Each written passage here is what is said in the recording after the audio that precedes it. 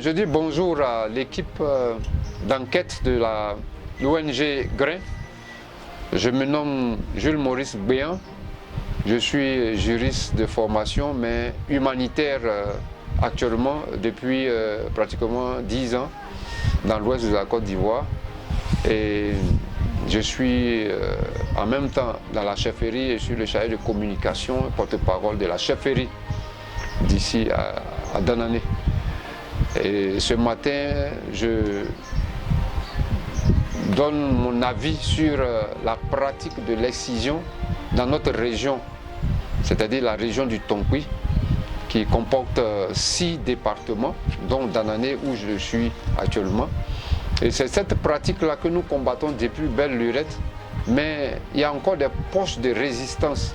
Donc il va falloir multiplier encore les séances de sensibilisation et puis trouver encore d'autres techniques d'approche pour que la population puisse abandonner cette pratique néfaste qui a plus de conséquences que d'avantages. Je ne vois même pas d'avantages. Il n'y a que des conséquences.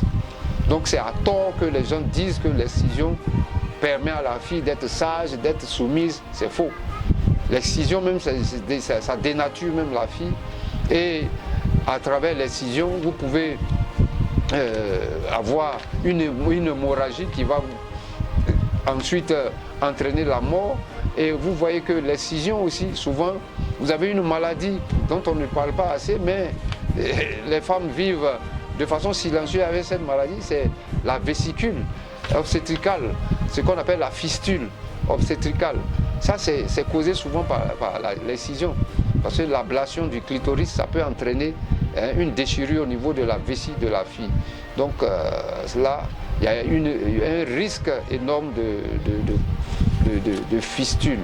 Et c'est une maladie pratiquement incurable ici en Côte d'Ivoire.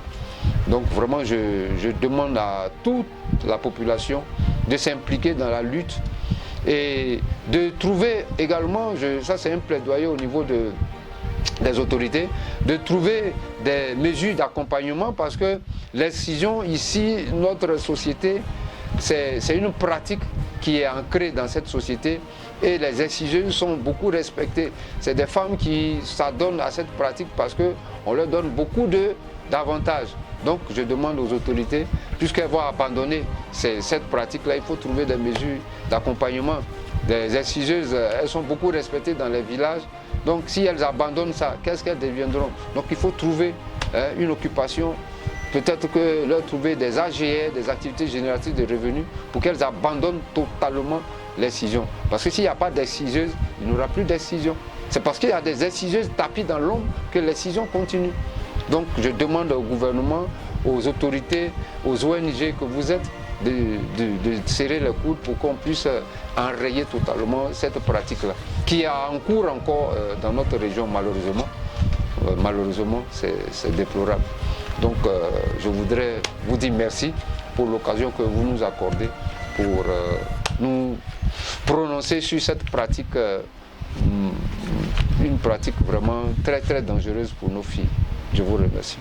Je dis stop à l'excision. Ok.